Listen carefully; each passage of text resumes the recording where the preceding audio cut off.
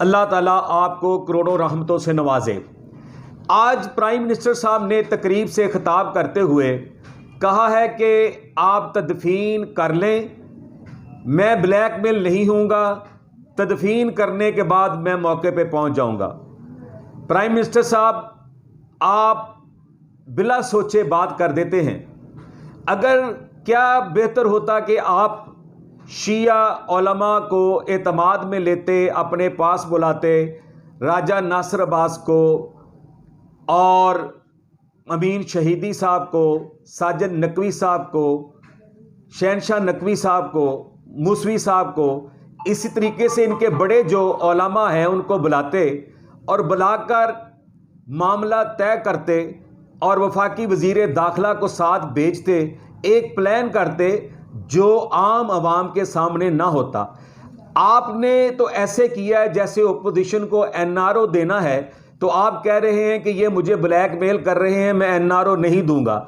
इसी तरीके से आपने वहाँ मैयतें पड़ी हैं, वहाँ एहतजाज हो रहा है, लोगों के जिस्मों को काट कर वो शहीद किए गए हैं। पाकिस्तान की तारीख में ये पहला वाक़या है कि ज़िंदा लोगों के जिस्मों को काटा क्या है। इतना दर्दनाक ये मंज़र है। हम इसको फ़िरका वारियत की बात नहीं करते, हम तो इंसानियत की बात करते हैं कि क्या इंसानों को ऐसे काटा जाता है। तो आप बिला सोच ये बात करते हैं जिससे लोगों में इश्ताल पैदा होता है, मुश्तिल होते हैं, मज़ीद एहतजाज की तरफ जाते हैं। तो ये हिकमत अमली आपको कोई बताएगा? मैं समझ से बालातर हूँ कि ऐसे आपको कौन गाइड कर रहा है। ये बात आपकी दुरुस्त है कि वहाँ जो धरना हो रहा है वहाँ एंटी स्टेट एलिमेंट शामिल हो चुके हैं, जो पाक फ़ौज और सलामती के इदारों पे कीचड़ उछाल रहे हैं, जो दहशत गर्दी का जिम्मेदार पाक फ़ौज को ठहरा रहे हैं, और वहाँ ऐसे नारे लग रहे हैं जो हम कभी कबूल नहीं कर सकते। और पूरी कौम जो है वो रंजीदा है, गमज़दा है ऐसी दहशत गर्दी पर, और ऐसे कातलों को पकड़ने के लिए वो हुकूमत पे दबाव भी डाल रही है, उसका किसी भी मकतब से तल्लुक़ हो।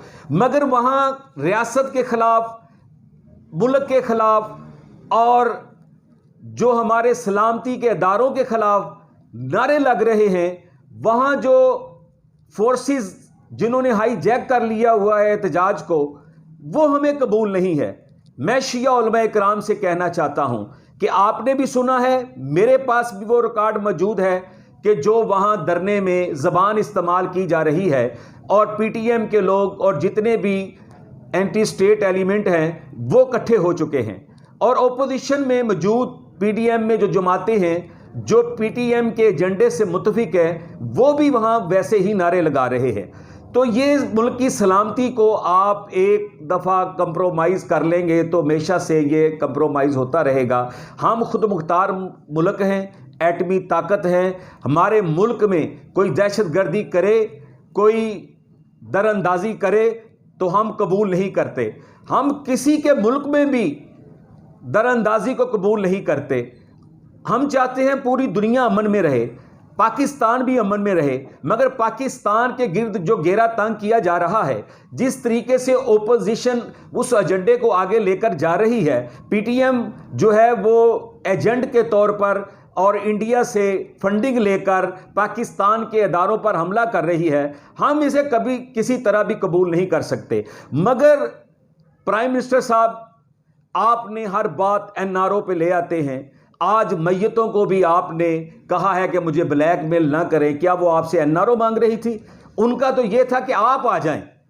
हाँ, अगर वो सिक्योरिटी के मामलात हैं, वहाँ कुछ और मसाइल हैं, वहाँ जो कलदम तंजीमें हैं उनका गठजोड़ हो चुका है, वहाँ वो बड़े हादसे का कोई ना कोई मंजर पेश करना चाह रहे थे, तो आपकी हिकमत अमली होगी, हमारे इदारों, हमारी एजेंसियों की रिपोर्टें होंगी, आप जिस पर बात कर रहे हैं। मगर बात करने का एक अंदाज है, आप वो अंदाज नहीं अपनाते, मुंह से बात कर देते हैं, जिसका नुकसान फिर हमें भुगतना पड़ता है।